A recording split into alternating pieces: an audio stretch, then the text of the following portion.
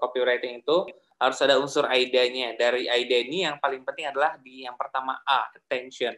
Bagaimana membuat orang tercuri perhatiannya.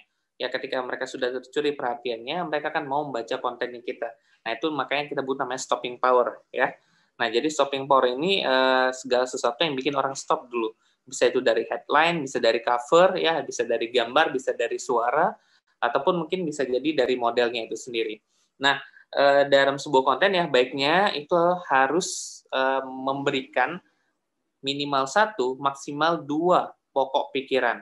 Ya, jadi kalau lebih dari itu, nanti dikhawatirkan akan buyar.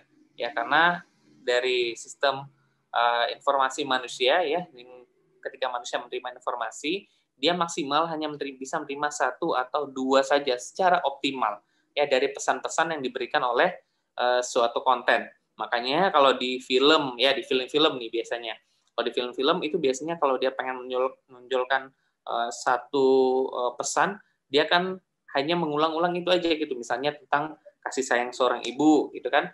Misalnya tentang perjuangan seorang ayah, gitu kan.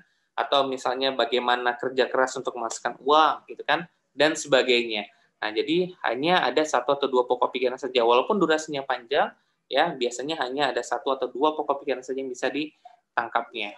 Kemudian ya, kita ketika dengan kompetitor itu baiknya bersaing secara sehat, ya, jangan sampai menjatuh-jatuhkan mereka.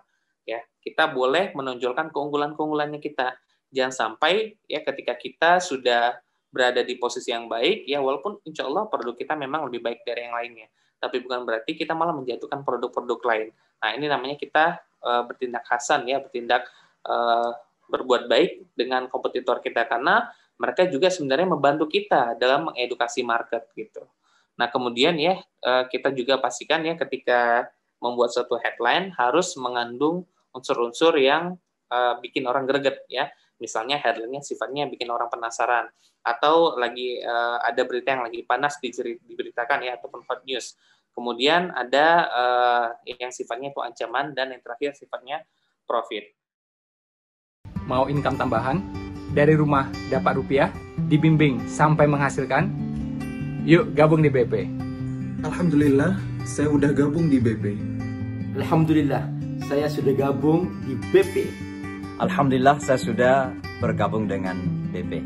Saya sudah bergabung di BP. Saya sudah gabung di BP. Alhamdulillah, saya sudah gabung di BP.